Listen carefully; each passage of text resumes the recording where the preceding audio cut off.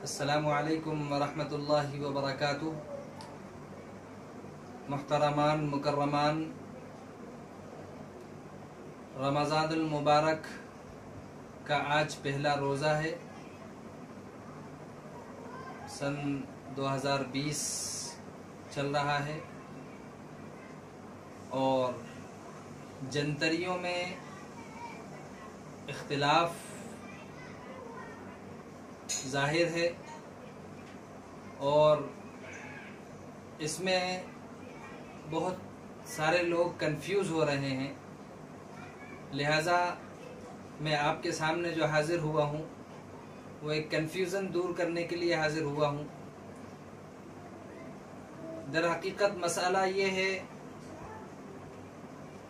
कि जंतरियाँ जो हर साल तबाह कराई जाती हैं, छपती हैं, वो दवामी अशरफी जंतरी जो हज़रत मौलाना मुफ्ती अब्दुल रज़्ज़ाक़ खान साहब दामत बरकातुहुम के इदारे जामिया इस्लामिया अरबिया मस्जिद तर्जुमा वाली मोती पार्क भोपाल के एड्रेस से छपी हुई है, उसी के मुताबिक तमाम मसाजिद में अज़ानें और नमाज़ों का एहतमाम किया जाता है।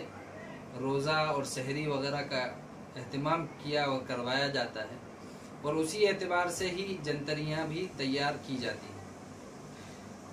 और इस साल भी जंतरी जो दारुल उलूम ताजुल मसाजिद भोपाल ने, ऐसे ही मेरे वालिद बुजुर्गवार हज़रत मौलाना मुफ्ती रईस अहमद खान साहब कासमी दामत बरकातुहुम एडिशनल मुफ्ती शहर भोपाल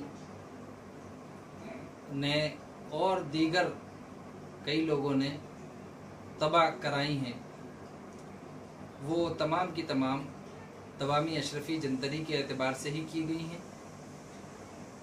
लेकिन मसाजिद कमेटी भोपाल की जो जंतरी शाये हुई है वो जंतरी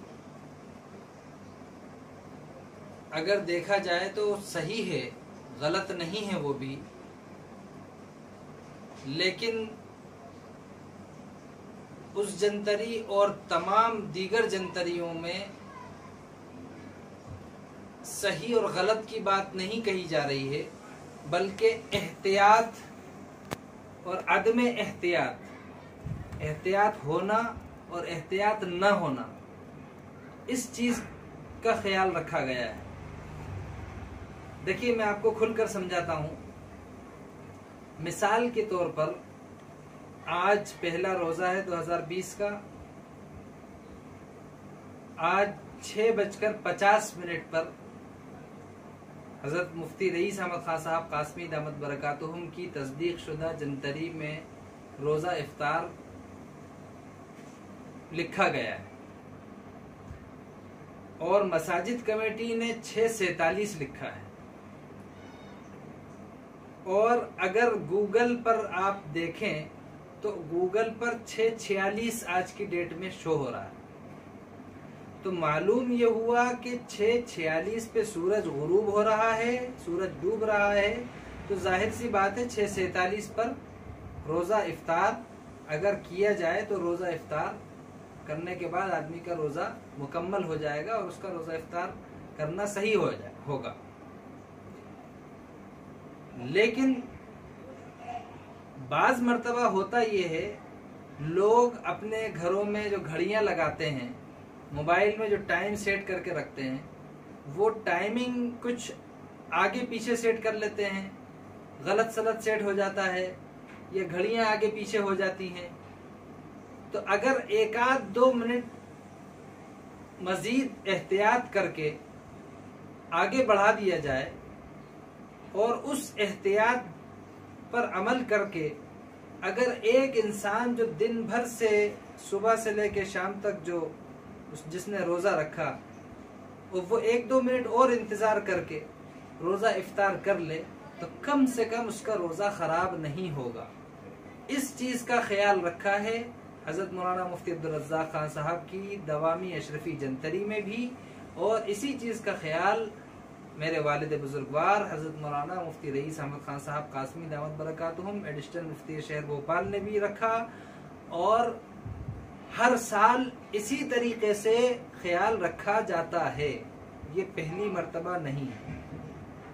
लेकिन मसाजिद कमेटी की तरफ से जो 6:47 का जो टाइम दिया गया वो भी गलत नहीं है, वो भी सही है। लेकिन आपसे गुजारिश है कि आप अपने घड़ियों को सही देखें, सही करें और फिर उसके एतबार से रोजा इफ्तार करें। आप चाहें तो 6:47 पर कर लें, आप चाहें तो 6:50 पर कर लें। 6:46 पर गुरूब हो रहा है, सूरज डूब रहा है। मुझे उम्मीद है कि आप तमाम हजरात को बात समझ में आ गई होगी।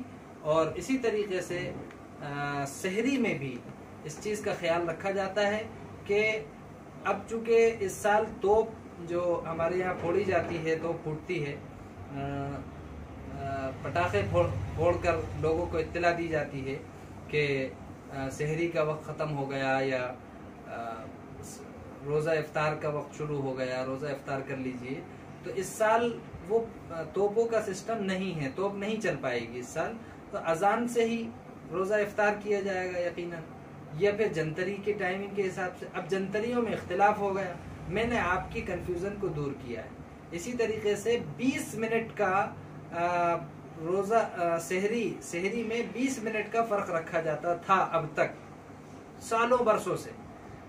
जो तोप फूटती थी हमारे यहाँ भोपाल में, वो 20 मिनट पहले फूटती थी तकरीबन। उसी एतबार से जंतरी भी में आप देखें 4:09 पर वालिद बुजुर्गवार की जंतरी में, दारुल ताजुल मसाजिद की जंतरी में लिखा हुआ है कि 4:09 पे सहरी खत्म। लेकिन सुबह सादिक का टाइम दिया गया है 4:29 पे, तो ठीक 20 मिनट हो रहे हैं पूरे। तो 20 मिनट पहले सहरी खत्म करवाने की कोशिश की जाती है ताकि आदमी खत्म करते करते 4:09, 4:10, 4:15, 4:20 पे तो जाके खत्म कर लेगा, 10 मिनट पहले तो कम से कम, ताकि जो आखिरी में जो चाय या जो लोग और दीगर चीज़ों के आदी होते हैं, वो जो जबान पे जो टेस्ट आता है, रह जाता है, वो टेस्ट कम से कम वो ख़त्म हो जाए, कुल्ली कर लें, इस तरीके से वो टेस्ट ख़त्म हो जाए आदमी की ज़बान का। तो ये सारी चीज़ों का ख्याल रखने के लिए एहतियाती तदाबीर इख्तियार की गई हैं। लिहाजा मुझे उम्मीद है कि आप तमाम बात को समझ गए होंगे। अल्लाह तबारक व तआला सही बात को कहने की और उसके मुताबिक अमल की तौफीक नसीब फरमाए। अस्सलामु अलैकुम व रहमतुल्लाहि व बरकातुहू।